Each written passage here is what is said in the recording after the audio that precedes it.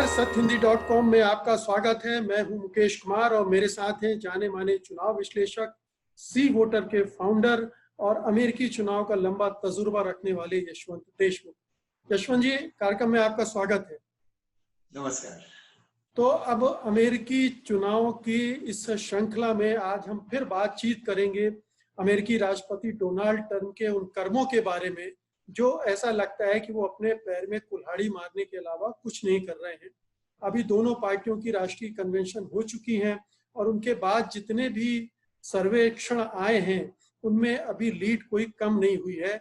Biden से वो पिछड़े हुए हैं। उस पर एक के बाद एक गलती कर रहे हैं। गलती पहली तो उन्होंने अभी अपने सैनिकों को ही लूजर बताकर एक मुसीबत मोल ले ली है। दूसरा, वो जिस निक्सन को बार बार इलेक्शन में कोट कर रहे हैं, जिनके विचारों का जिक्र करते हैं, उन निक्सन के बारे में कुछ नई जानकारियां आई हैं जो कि जाहिर है कि बहुत अच्छी नहीं है।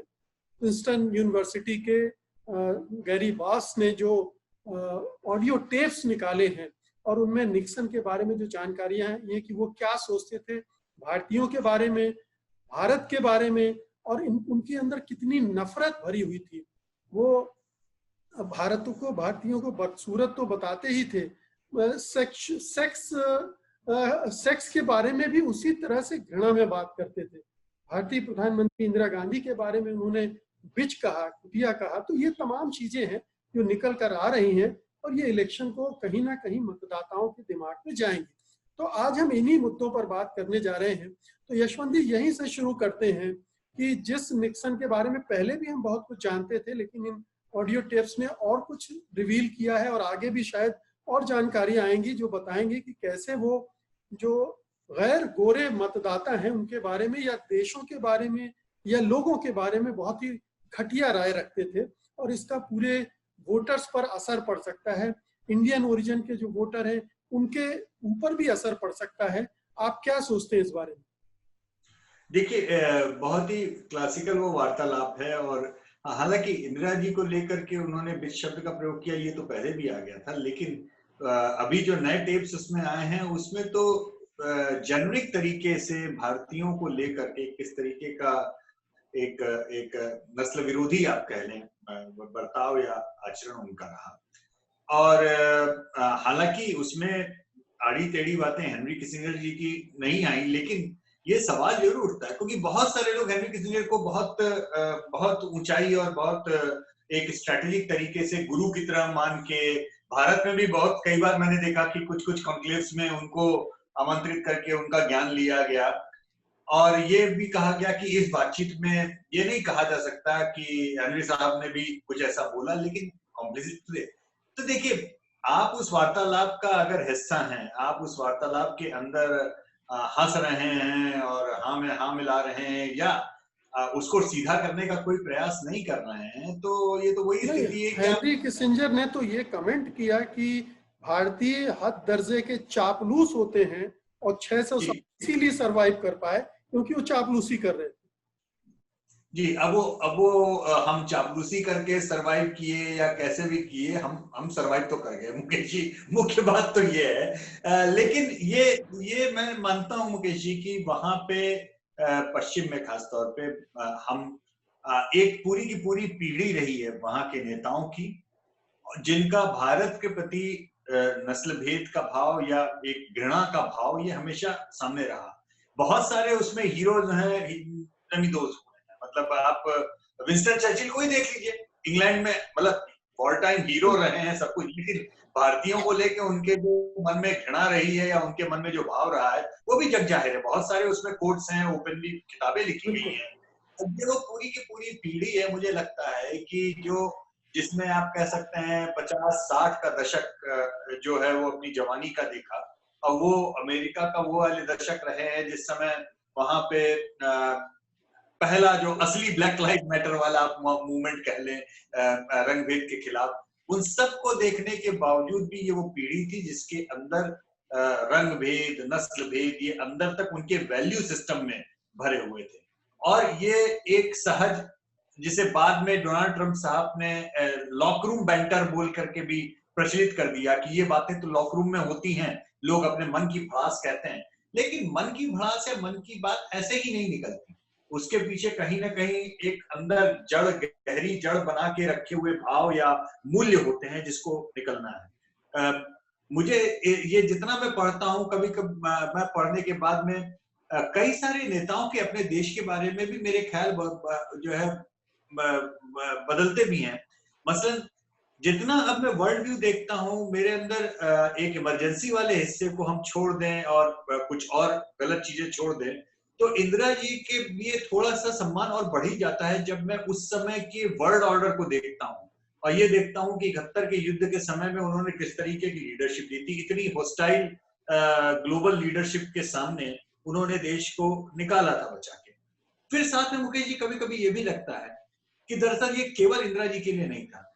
भारत से जब जब जो भी स्ट्रॉन्ग लीडरशिप आई, उसके लिए हमेशा एक कंटेम्प्ट का माहौल ही हमने ग्लोबल लीडर्स के या ग्लोबल जो पावर्स हैं उनके अंदर इसमें इसके दो हिस्से हैं यशवंत जी। एक तो आप लीडरशिप को जो गलिया रहे हैं वो अलग चीज है, लेकिन पूरी की पूरे देश को गाली देना, भारतीय बहुत बदसूरत होते हैं, पता नहीं ये सेक्सलेस होते हैं, ये पार्टनर, मतलब क्या क्या गंदी बातें। जी, इसमें एक बड़ी लाइन है, I don't know how they reproduce. तो अब ये बातें हंसी मजाक की नहीं है, ये बातें जिसे कहते हैं अंदर तक बैठे हुए उस रंग भेद, नस्ल भेद की बनी बनावट का हिस्सा है। अब ये बातें ये भी बताती हैं कि आप रिपब्लिकन या डेमोक्रेट या लिबरल सोच के साथ में जब आप देखते हैं तो कौन सा समाज का हिस्सा है जो उसमें अभी भी फंसा है, कौन सा समाज का हिस्सा है जो उससे निकल गया है। मसलन हम जानते हैं कि डोनाल्ड ट्रंप रिपब्लिकन प्रेसिडेंट हैं। हम ये भी जानते हैं कि इस समय बहुत सारा जो राइट विंग है या मोदी सपोर्टर है या जो एक राइट विंग एनआरआईज का हिस्सा है, वो ट्रंप के समर्थन में वहां पे लगातार कैंपेन भी कर रहा है।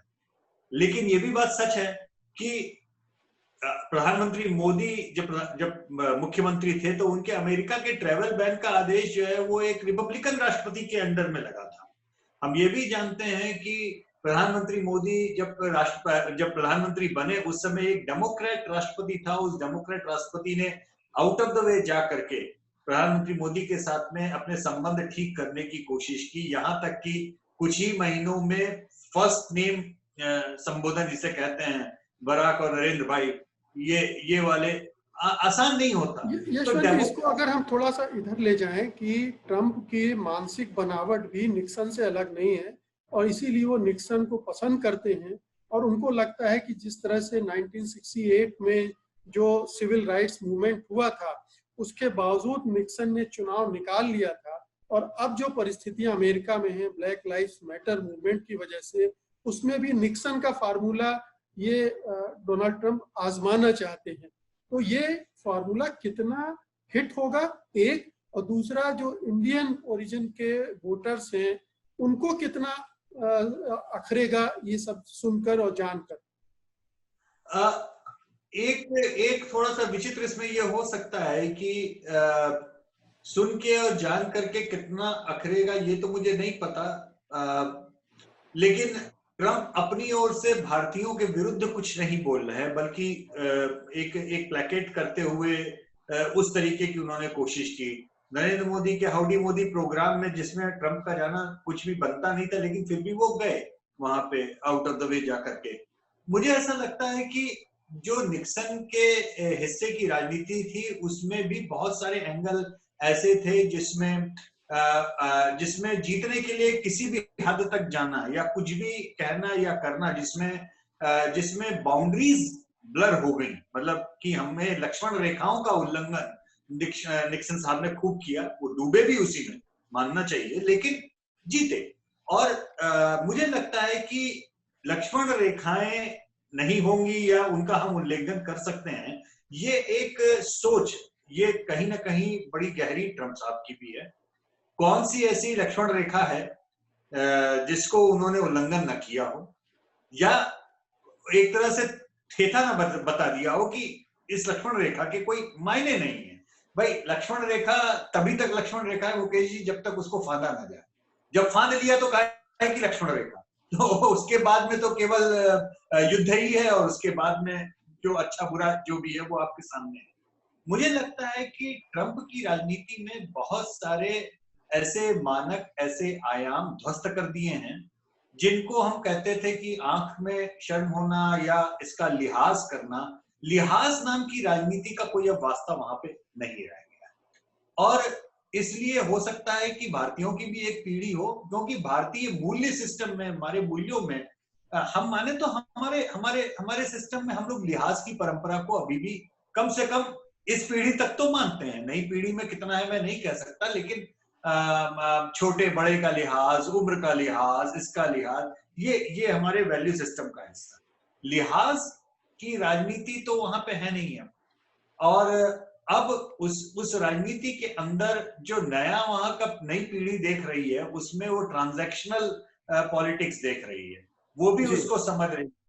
तो शायद हो सकता है कि उम्र के आधार पर भी अमेरिकी जो भारतीय हैं उनके अंदर हमको एक एक वो भी दिखे, एक ये बदलाव। बताइए कि 1967 में जो अमेरिका था, क्या 2020 में भी वही अमेरिका है? जो निक्सन ने किया वो ट्रंप करना चाह रहे हैं। कोई आपको लगता है कि उस तरह के फार्मूले आज भी चल सकते हैं अमेरिकी समाज में? फिर वहीं पहुंच गया है वापस अमेरिका? दरअसल इसका जवाब हाँ और ना दोनों है। हाँ इस मामले में है कि ये वैसा ही है, और ना इस मामले में है कि क्या ये उतना ही है। दरअसल वहां की राजनीति और वहां के मुद्दे भी मुकेश जी उसी तरीके से गहरा गए हैं जिस हाँ और ना के उत्तर को हम खोज रहे हैं। मुझे ऐसा लगता है कि अमेरिका में रंगभेद उन जगहों पे जहां कम हुआ है वहां बहुत ज्यादा कम हो गया है, जहां पे उन्होंने उसको आत्मसात किया है उन वैल्यूज को। और आधे से आधे अमेरिका में जहां रंगभेद जिसे कहते हैं पहले से ज्यादा गाढ़ा हो गया है, तो ऊंचाई और नीचाई दोनों साइड की मतलब सफर अमेरिकन ने 50-50 के एक तरह से स्प्लिट में किया है, मेरा ये मानना है। तो इसलिए एक हिस्सा अमेरिका का वो है जो पॉजिटिविटी की ओर अच्छे से बढ़ गया। अगर वो अच्छे से नहीं बढ़ता तो 60 के दशक के बाद में 2008 में बराक ओबामा राष्ट्रपति नहीं बनते। लेकिन एक हिस्सा बिल्कुल ही गर्त की ओर बढ़ गया। अगर वो नहीं होता तो 2016 में हम डोनाल्ड ट्रंप को राष्ट्रपति। ये पोलराइजेशन कैसा है, कितना है, और चुनाव को कितना इफेक्ट कर सकता है? देखिए, चुनाव को इफेक्ट करने का जहां तक सवाल है, उसमें मुझे लगता है कि इस पोलराइजेशन में काफी तादाद में लोग ऐसे भी हैं जिन्होंने 5 साल में जो दुखी हुए हैं अमेरिका के राजनीतिक पतन से एक तरह से, या पब्लिक डिस्कोर्स के पतन से, या जिस तरह से आप देखें। अब ऐसे में हो सकता है कि जो 2-2.5% की नेशनल लीड हिलरी क्लिंटन की थी वो बढ़ के 4-5% हो जाए बाइडेन के लिए। लेकिन दुर्भाग्य उस जगह का यह है कि जो हम लोग पहले के एपिसोड में डिस्कस कर चुके हैं कि क्या नेशनल लीड को पर्याप्त मान लेना चाहिए जो बाइडेन की प्रेसिडेंसी के लिए, तो उसका जवाब है नहीं। क्योंकि जिन राज्यों में गर्त में नीचे और दूसरी साइड में मामला गया है, वहां पर इलेक्टोरल वोट्स पर्याप्त हैं जो जो डोनाल्ड ट्रंप को अभी भी रेस में रखे हुए हैं, और केवल कुछ एक राज्यों में ही उलटफेर कर देने से मामला हिल-डुल सकता है। इसलिए जो इलेक्टोरल कॉलेज है उसकी राजनीति और नेशनल सेंटीमेंट की राजनीति, ये दो अलग-अलग हो गई है। मुझे इस बात की पूरी संभावना लग रही है कि जो बाइडेन हो सकता है कि हिलरी क्लिंटन के नेशनल वोट से हो सकता है ज्यादा ही वोट पा जाए, लेकिन इस बात को मैं अभी भी मतलब पूरे उससे नहीं कह सकता हूं कि वो ये मतलब इतना सारा पर्याप्त होगा दारोमदार उनको स्विंग स्टेट पर है, और स्विंग स्टेट को हमें देखना पड़ेगा। उसी के आधार पर हम कह सकते हैं कि चुनाव पर कितना असर पड़ेगा। अब एक वोट बैंक की भी बात कर लेते हैं, जो उन्होंने अमेरिकी सैनिकों के बारे में कहा, आई डोंट लाइक लूजर्स, जिनके संदर्भ में कहा, और अब बार बार वो उसका खंडन भी कर रहे हैं, लेकिन वो बड़ा नीचे तक चला गया है। और अमेरिका के जो रिटायर्ड सैनिक हैं या सैन्य अफसर हैं, उनमें भी रिएक्शन हो रहा है। तो ये एक अच्छा खासा वोट बैंक है इनका भी, वो कैसे असर कर सकता है? ये देखना पड़ेगा। अभी इसको मुद्दा तो बहुत बड़ा मीडिया में बन गया है, इसके ऊपर काफी हल्ला भी मच रहा है, सोशल मीडिया में भी कोट अनकोट काफी सारी चीजें घूम रही हैं। वेटरन्स जिन्हें कहा जाता है वहां पर, यानी सेवा निवृत्त जो अधिकारी हैं, उन लोगों का रिएक्शन कैसा होगा, क्योंकि दरअसल सबसे बड़ी वेटरन्स की उनकी फौज जो है द्वितीय विश्व युद्ध के बाद में वियतनाम की लड़ाई की थी, और वियतनाम की लड़ाई एक ऐसी लड़ाई थी जिसे जिसे मान लेना चाहिए अमेरिका के लिए वो हारी हुई लड़ाई थी, लेकिन बावजूद उसके बड़ी तादाद में वियतनाम वॉर के वेटरन्स जो हैं वो खासतौर पर इस बाइबल बेल्ट में भी हैं, तो उनकी नाराजगी ये भारी पड़ सकती है। लेकिन साथ में ये भी देखना होगा कि हर कीमत पे, किसी भी कीमत पे अमेरिका ट्रंप जो कोशिश कर रहे हैं कि मिडिल ईस्ट से अपने लोग बुला लें, अगर उसका मतलब यह है कि हम सीरिया से भी, कुर्दिस्तान से भी हम अपने फौज हटा लें, चाहे कुछ भी हो, ये जो उनकी पॉलिसी रही है उसका भी कहीं ना कहीं असर एक है, क्योंकि जो जो नए नए सेना बल के नए जवान लोग हैं, उनको भी ये सवाल वो लगातार उठाते रहे हैं कि ये लड़ाइयां सारी वो हैं जो कि अमेरिकी लड़ाइयां नहीं, और इस मामले में इतने इतने एग्रेसिवली डोनाल्ड ट्रंप कर चुके हैं कि वो रिपब्लिकन बेस के भी कई सारे बड़े सैन्य नेताओं को धता बता चुके हैं। अरे बाकी लोग को छोड़िए, जॉन मैकेन जैसे इंसान को भी उन्होंने इतना ज्यादा बड़ा बुरा बोला कि जॉन मैकेन मरने से पहले लिख के चले गए कि इनको हमारे अंत्येष्टि में शामिल ना होने दिया जाए, इतना, जबकि दोनों ही मतलब जॉन मैकेन रिपब्लिकन स्टार रहे और राष्ट्रपति पद के उम्मीदवार रहे, टेक्सास से रहे, सब कुछ होने के बाद में भी तो, और ये 2016 में वो कर चुके थे लड़ाई, ये कोई नई लड़ाई नहीं थी। जॉन मैकेन से अभी हाल फिलहाल में उनकी मृत्यु तक के पहले अपने इलेक्शन के घुसने के समय से उनका 36 का आंकड़ा रहा। तो कुछ एक हिस्सों को डोनाल्ड ट्रंप जिसे कहते हैं ना ठेंगे की नोक के ऊपर बिल्कुल हम बेइज्जत करेंगे और हम कुछ भी बोलेंगे, हम कर लेंगे, लेकिन ये कुछ भी बोलेंगे और कोई भी लक्ष्मण रेखा हम पार कर जाएंगे और उसका हमें कोई असर नहीं होगा।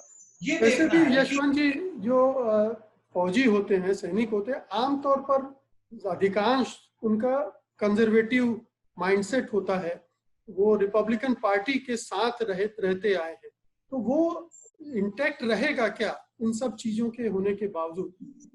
होगी कह रहे कि मैंने उनकी तनख्वाहें बढ़ाई, मैंने उनके लिए ज्यादा काम किया, तो वो भी तो उनके पक्ष में जा सकता है। वो भी जा सकता है, लेकिन कई बार ऐसा होता है ना कि हम ए को वोट इसलिए नहीं दे रहे हैं या दे रहे हैं क्योंकि बी को हम किसी भी कीमत पे नहीं दे सकते। ये भी एक सेंटिमेंट काम करता है। मुझे लगता है कि उस तरीके के बेस में डोनाल्ड ट्रंप को शायद ये भी फायदा होता है कि जहां पे वो डेमोक्रेट्स के साथ में बिल्कुल ही नहीं जा सकते।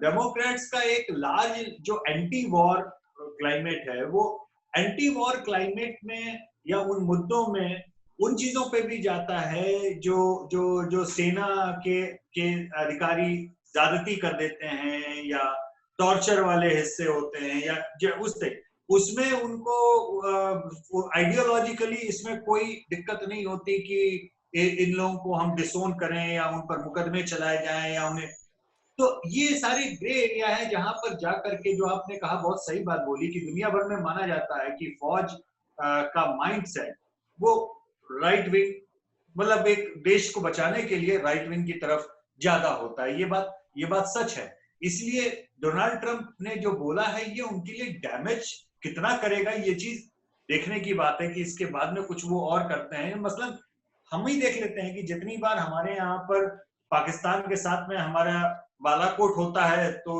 इलेक्शन के नतीजे और भी ज्यादा किस तरीके से एक साइड में बढ़ जाते हैं। ये हिस्से हमने देखे हैं, 71 की लड़ाई में भी देखा है, 65 की लड़ाई के बाद। बताइए यशवंत जी कि कई लोग की यूएसपी भी यही होती है कि वो कुछ अंडबंड ही बोलेंगे, और वो भी उनको पसंद करने वाले लोगों की भी संख्या अच्छी खासी होती है। तो कहीं ये हम जिसे ट्रंप की माइनस पॉइंट मान रहे हैं, वो भी उनका एक प्लस पॉइंट है कि ये आदमी बोलता खरा खरा है, जो दिल में है उगल देता है। ये ऐसे भी मानने वाले होंगे, उनके फॉलोअर होंगे कंजर्वेटिव।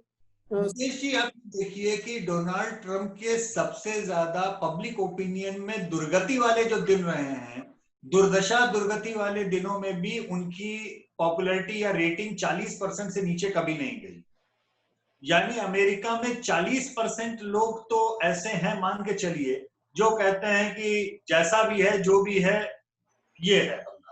अब अगर आप मेंटल फ्रेम उस पे जा रहे हैं, अगर आपने पोलराइजेशन इतने तगड़े कर दिए हैं, लाइनें इतनी गहरी खींच दी हैं कि उसमें बीच का ग्रे एरिया या बीच का स्विंग वोट नहीं बचा है ज्यादा, तो ऐसी स्थिति में रिकॉन्सिलिएशन की समाज में गुंजाइश कितनी हो जाती है। मसलन आप ये देखिए कि गन कल्चर के ऊपर ही, वहां पे बंदूकों को लेकर के जो हुआ, बीच में जब वो एक स्कूल में शूटिंग हुई, बच्चे मरे, उस समय सही या गलत मैं नहीं जानता हूं, लेकिन ये खबरें भी आई थी कि बराक ओबामा ने बिल्कुल रो दिए थे वो, और उन्होंने ये बोला था कि अगर बच्चों की मौत के ऊपर भी लोग गन कल्चर को रोकने के लिए तैयार नहीं हो पा रहे हैं, तो इस मुल्क में गन कल्चर को कोई रोक नहीं सकता। ये बस सच है। कितना भी बड़ा हमारा और आपका किसी के लिए आग्रह दुराग्रह हो, लेकिन बच्चों की लाशें सामने उसके कारण दिखें, तो राक्षस से राक्षस इंसान भी बोलता है कि यार नहीं, ये कुछ गलती। लेकिन नहीं, उस पूरे वाकये और उस पूरे नेशनल डिबेट और टेलीविजन उसके बीच में भी गन लॉबीज ने अपना काम किया, गन लॉबीज ने खड़े होके बोला। और अभी एक घटना हुई, आपने देखा होगा, जब वो ब्लैक लाइफ मैटर मूवमेंट के लोग सड़क पे जा रहे थे, वो गलती से एक दंपत्ति के गार्डन और उसमें घुस गए, और वो श्वेत दंपत्ति अपनी बंदूक लेकर के बाहर आ गए कि ट्रेसपासिंग में वहां आप गोली मार सकते हैं, मतलब वो खड़े हो गए और वो आइकॉन हो गया मामला। और उस व्यक्ति को डोनाल्ड ट्रंप ने उन लोगों को बुला करके रिपब्लिकन कन्वेंशन में भाषण दिलवा दिया। तो आइकोनोग्राफी पॉलिटिकल या पॉलिटिकल कैंपेन में कैसे काम करती है, छोटी छोटी चीजें। जैसे डेमोक्रेट्स के लिए कभी कभी हम लोग बोलते हैं ना, थिएनमेन स्क्वायर में टैंक के सामने वो एक चीनी व्यक्ति अकेला खड़ा था, ये एक लाइफ टाइम हमारी स्मृति में दर्ज होती है। तो सही या गलत जो भी कह लें, उस दंपत्ति का बंदूक लेके खड़ा होना उस बेस के लिए भी एक दिमाग में बैठ गया है कि this is how you have to protect.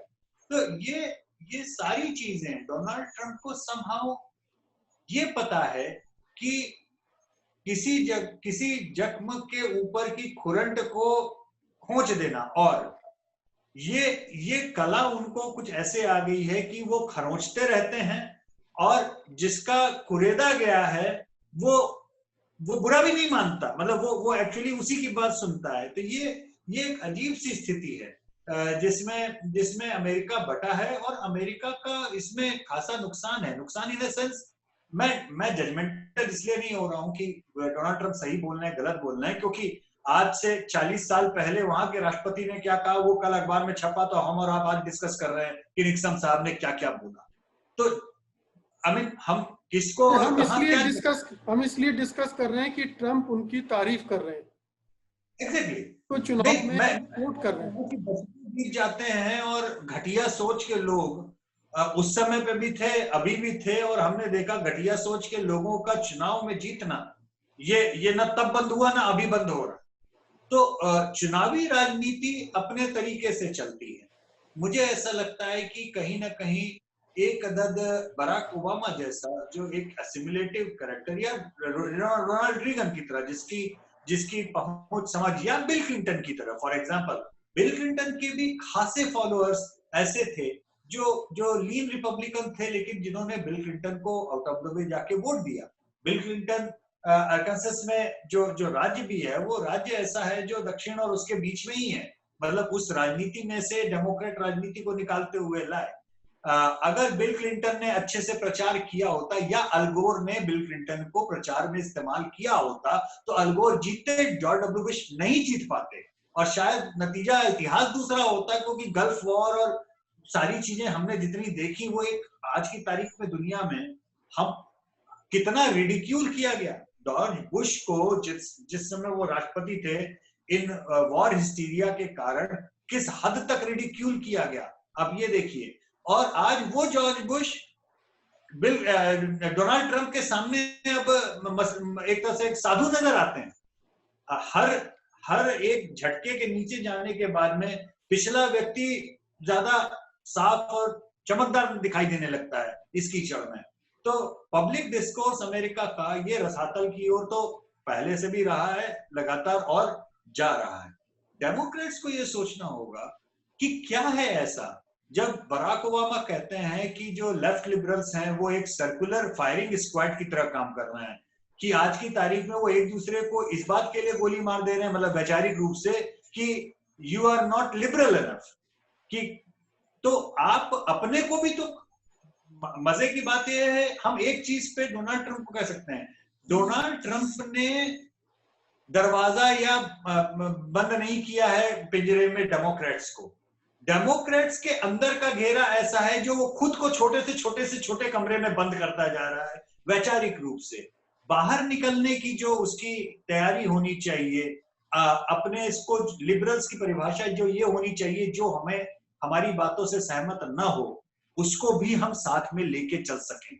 ये समस्या तो हिंदुस्तान में भी हम देख रहे हैं कि जो राजनीतिक उदारता का परिचय आपको इस तरह की फोर्सेस के खिलाफ दिखाना चाहिए गठबंधन बनाने की दिशा में, चाहे वो नस्ल हो, जातियों का हो, पार्टियों का हो, वो समझदारी दिख रही है, चाहे हिंदुस्तान में। ये सारा, जैसे भारत में आपने बिल्कुल ठीक कहा कि भारत में भी जो वो लिबरल फोर्स है, वो लिबरल फोर्स एक तरह से अपने आप का घेरा कम करती जा रही है प्योरिटन साबित करने के चक्कर में, और जो भी आपसे सहमत नहीं है, वो भक्त है, वो मोदी भक्त है, वो हिंदुत्ववादी है, आप उसको जो है एक तरह से ढकेल रहे हैं। तो भारत के बड़े मध्य वर्ग को, मध्य वर्ग कहना चाहिए मतलब पॉलिटिकली मिडिल ग्राउंड सेंट्रिस्ट को, मेरा मानना है लेफ्ट लिबरल्स ने लात मार मार के राइट ऑफ सेंटर की ओर पुश किया। ये यहाँ के पब्लिक डिस्कोर्स में हुआ है। वही स्थिति काफी हद तक अमेरिका में भी हुई है।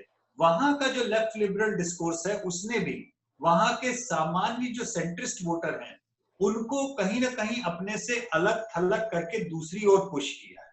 और उस पुशिंग में, उस धक्का देने के कार्यक्रम में आज भी दुर्भाग्य से उनका कन्वेंशन भी मैंने देखा सुना, वो पैकेजिंग ठीक है, लेकिन उस पैकेजिंग के बावजूद भी मुझे समहाउ वो पुश नहीं दिखा कि जो हमसे नाराज हो गए थे 2016 में या जो इस तरीके के, हम उन्हें वापस लाने का काम कैसे करें।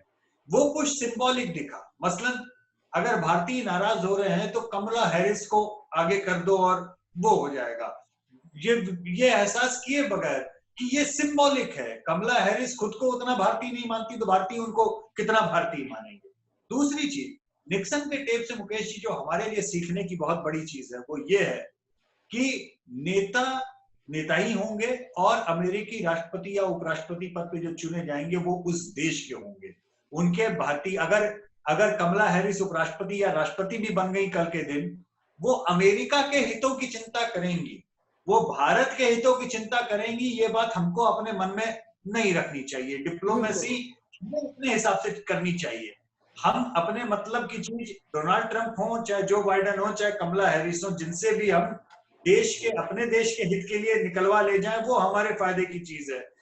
ये सोच करके कि कमला हैरिस की मां भारतीय थी, इस नाते वो कुछ भारत के लिए अच्छा सोच लेंगी, करेंगी, मुझे इसकी कतई दूर दूर तक कोई बस इतनी उम्मीद बनती है कि चूंकि भारत भी एक लोकतांत्रिक देश है और वहां भी अगर अमेरिका में भी कोई लोकतांत्रिक विचारों वाला राष्ट्रपति बने तो ज्यादा उदार ढंग से सोच सकता है, ज्यादा पॉजिटिव ढंग से सोच सकता है। लेकिन के मन में ग्रंथि है भारत, भारतीयों के प्रति, भारत को लेकर, तो कुछ कहना चाहिए आपसे खड़े बदला। मुकेश जी, मेरा मानना है 50 साल में जो वो बदलाव हुआ है उसका सबसे बड़ा श्रेय केवल और केवल जो भारतीय एनआरआई अमेरिका में है उनको जाता है। क्योंकि निक्सन के मन में भारतीयों को लेकर के जो अंदर से घृणा थी, वो गरीब, फकीर, देखने में गंदे, वो वाला एक जो हिसाब किताब था। आज की तारीख में अमेरिका में जो भारतीय हैं वो 1%, वो टॉप ऑफ द पिरामिड हैं, साइंटिस्ट हैं, डॉक्टर हैं, पैसे वाले हैं, इंडस्ट्रियलिस्ट हैं, सारी बड़ी कंपनियों के सीईओज हैं, जो एक बहुत जानकार, प्रबुद्ध, लर्नेड भारतीय होते हैं, पैसे वाले होते हैं, वैल्यू अपने संभाल के रखने वाले होते हैं, और सबसे बड़ी बात कि वो एक्सट्रीमिस्ट नहीं होते, वो एसिमिलेट कर जाते हैं। लोकल उसमें घेटो बना के नहीं रखते। ये भारत की ब्रांडिंग भारत के एनआरआईज ने पिछले 30-40 साल में जो पैदा की, मुझे लगता है कि निक्सन आज होते तो उसको दूसरे तरीके से देखते। अगर हेनरी किसिंजर जो भारत के लिए अब आकर के भारत में ही हमारे यहाँ लोग पैसा देते हैं, वो पैसा लेके भारत में भाषण देने चले आते हैं, इससे बड़ी आयरनी क्या होगी कि मतलब आप चाहें तो उनको पैसे देकर के बुला सकते हैं, वो भाषण देने भारत आ जाएंगे, इससे ज्यादा आयरनी क्या होगी अगर वो उन्होंने ऐसा किया इतनी बार। तो उस समय से आज के बीच में जो वहां के पॉलिसी मेकर्स चाहे जो भी हो, किसी भी पार्टी के हो, उनके मन में अगर भारत के प्रति भाव बदला है, उस भाव को बदलने में हमारे एनआरआईज का, उनकी प्रबुद्धता का जो ब्रेन हमने सहा, लेकिन अमेरिका में वो ब्रेन का सिरमौर बना है, उसका बहुत बड़ा योगदान रहा है। और मुझे लगता है कि इस नाते कई बार जब हम मजाक भी देखते हैं कि जो एनआरआई हैं वो भक्त हो गए हैं, इसका मुझे लगता है कि हम कभी कभी ज्यादती करते हैं, क्योंकि एनआरआईज भक्त नहीं हो गए मुकेश जी। एनआरआईज की इस पीढ़ी ने, जिससे पिछली नहीं, लेकिन यशवंत जी ये भी एक हकीकत है ना कि हिंदुस्तान में भी एक तरह का एक्सट्रीमिज्म बढ़ते हुए देख रहे हैं और दुनिया भी, तो वो एक नई छवि भी बन रही है। और जो आपने कहा कि अमेरिका में भी एक भक्त संप्रदाय इस तरह का बन रहा है, तो एक जो छवि पिछले 30-40 साल में बनी है, जिसका जिक्र आपने किया कि उदार हिंदुस्तानियों का, वो भी अब फिर नए सिरे से बदल रही है। हो रहा है। देखिए, वो आपने बहुत दुखती हुई नक पकड़ ली, क्योंकि एक एनआरआई के साइट को पढ़िए जिसकी पिछली पीढ़ी ब्लू कॉलर वर्कर की आई थी, जिससे मेहनत करके वो यहाँ पहुंचा और उसको तब भी वो सम्मान संभव नहीं मिल रहा था। इस बीच में भारत में एक ऐसी स्ट्रॉन्ग लीडरशिप आई, मैं लीडरशिप की बात कर रहा हूं, मैं किसी पार्टिजनशिप की बात नहीं कर रहा हूं। हो सकता है कि आज इंदिरा जी अगर भी होती तो भी वहां का जो एनआरआई है वो इंदिरा जी की भी जय जयकार वैसे ही कर रहा होता, क्योंकि वो उनको एक स्ट्रॉन्ग लीडर की तरह देखता कि इस समय जो आ रहा है, जिसको अमेरिका का राष्ट्रपति इतना सम्मान दे रहा है कि खुद गाड़ी चला करके घुमाने ले जा रहा है, एक प्रोफाइल जो बढ़ती है, जो इज्जत की प्रोफाइलिंग बढ़ती है एनआरआईज के मन में, वो उसके लिए मुरीद है मोदी जी का।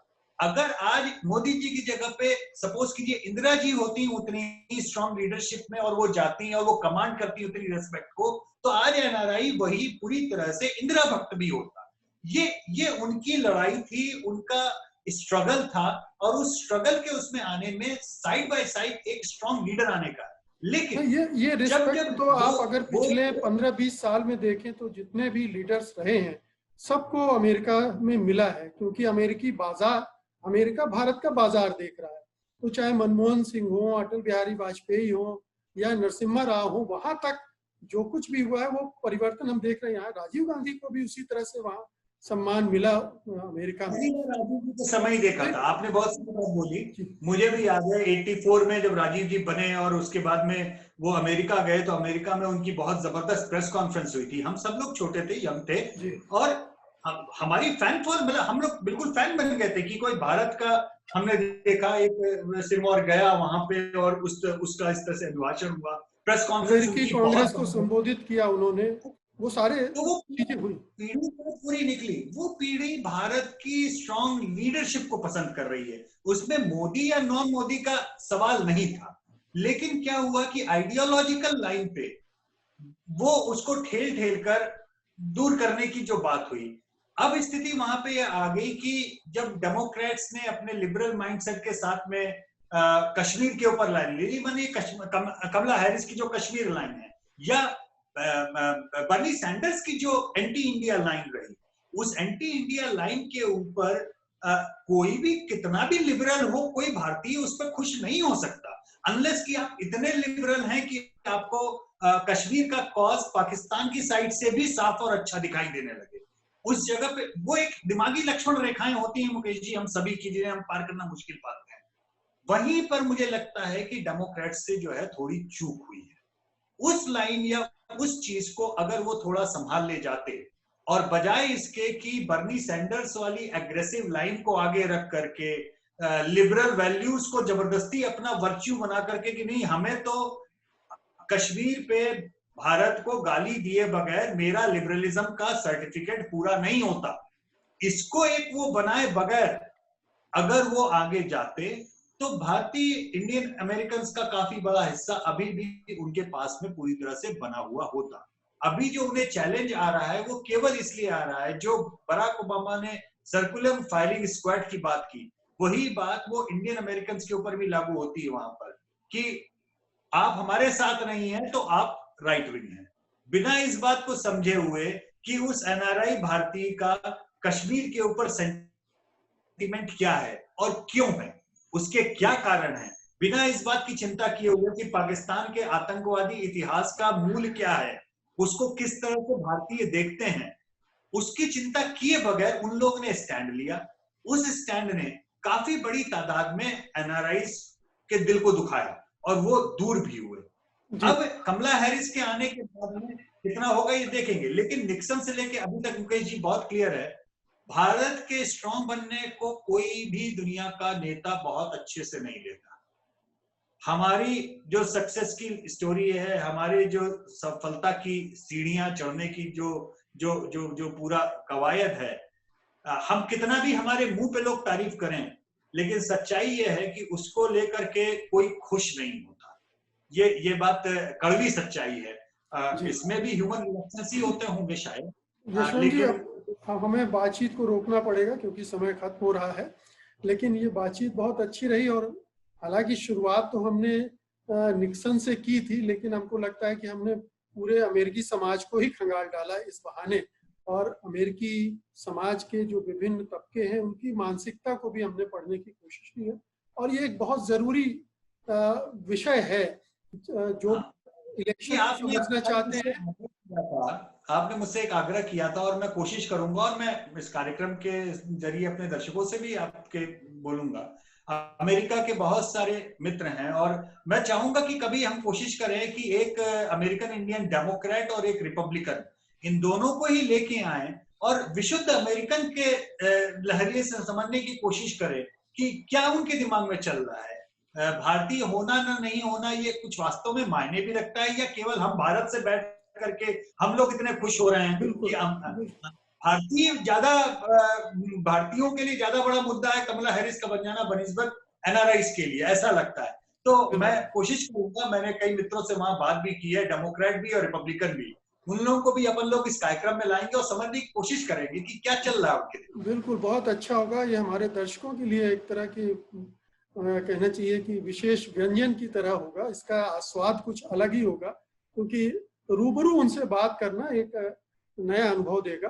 तो इस चर्चा को अब आज हम यहीं रोकते हैं और अब अगले एपिसोड में हम एक नए विषय को लेकर आएंगे। उम्मीद है कि हम बात करेंगे अगले एपिसोड में कि अमेरिकी चुनाव में जो मनी पावर काम करता है, धन शक्ति काम करती है, वो किस तरह से काम करती है, धन को कैसे इकट्ठा करते हैं राजनीतिक दल, उसमें मल्टीनेशनल कंपनियों की किस तरह से भूमिका होती है और उसके एवज में वो क्या क्या वसूलते हैं, ये तमाम चीजें इसकी परतें खोलने की कोशिश करेंगे अगली कड़ी में। तो हमारे साथ जरूर जुड़िएगा। और यशवंत जी, बहुत बहुत शुक्रिया आपका, धन्यवाद इस कार्यक्रम को में हिस्सा लेने के लिए। धन्यवाद, नमस्कार। सत्य हिंदी के और वीडियोस को देखने के लिए हमारे YouTube चैनल को सब्सक्राइब करें और सीधे नोटिफिकेशन पाने के लिए बेल आइकन दबाएं।